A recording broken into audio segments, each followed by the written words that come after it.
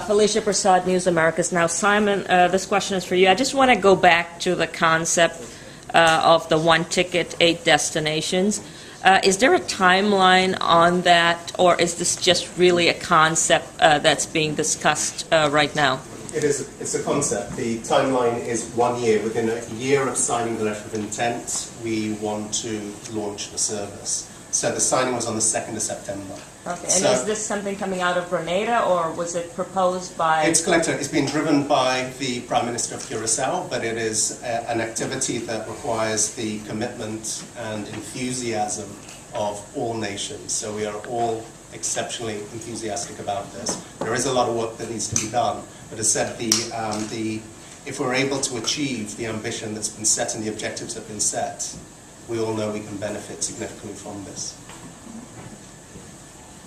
Hi, I'm Terry Lynn Kopaski from Travel Hot News in Toronto.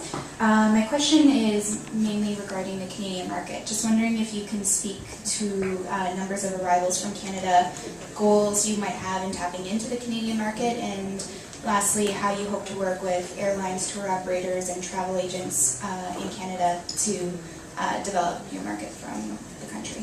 Okay, well, so to June of this year, we saw an increase in arrivals from the Canadian market of 7%, just over 7%. The Canadian market has proved to be one of the most, well, certainly the economy, one of the most robust.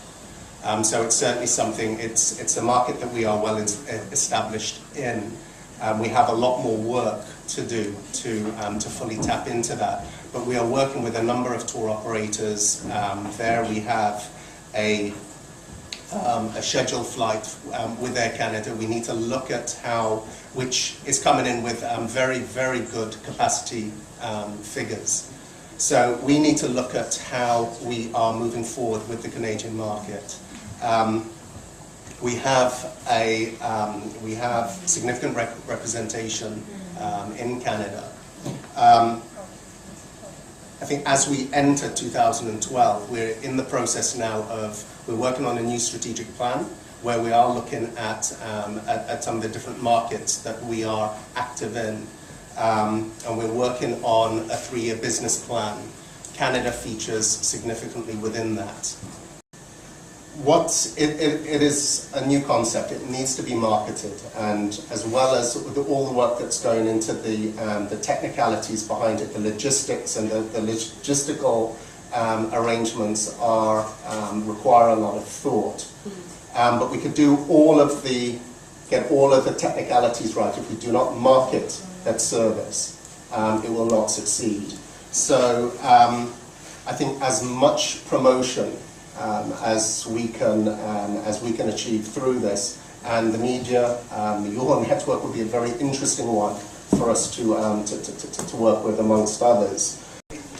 It has a particular flavour to it. You have the Dutch influences, the Spanish influences, you have the British influences. Each one is so different, and I think for the media, there is, if you were to embrace those differences and the combination of those differences, there is a very, very interesting story to tell.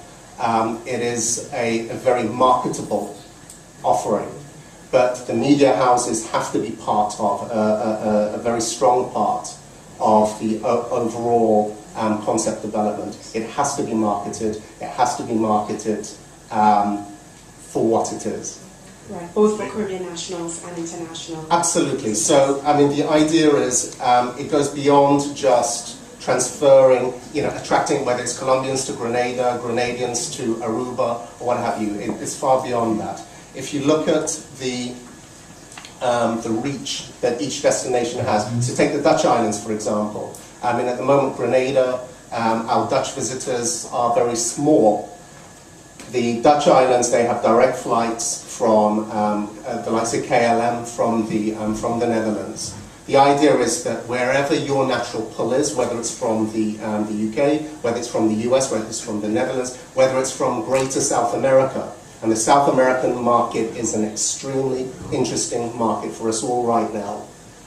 If you look at our airlift capabilities as a collective, and that is what I think is beautiful about this, It is looking at our natural resources, our natural capabilities. This is not about us having to go out and build international airports, negotiate with new airlines, build more cruise terminals. We have what we have, and it is drawing on the individual strengths of each destination and the international appeal that each destination brings, and then sharing that amongst us. So I think if we succeed with this, it is more than just a commercial success. It is also a mindset success. It's what we talk about as a CTO. It's what we talk about in CARICOM. It's what we talk about within the OECS. But if we can find a practical way in which a group of islands, 7 nations, 8 destinations, can work together, pool their resources, pull their capabilities together to create something that is commercially viable, I think it's a major step, not just for us, but it's something the rest of the Caribbean could learn from.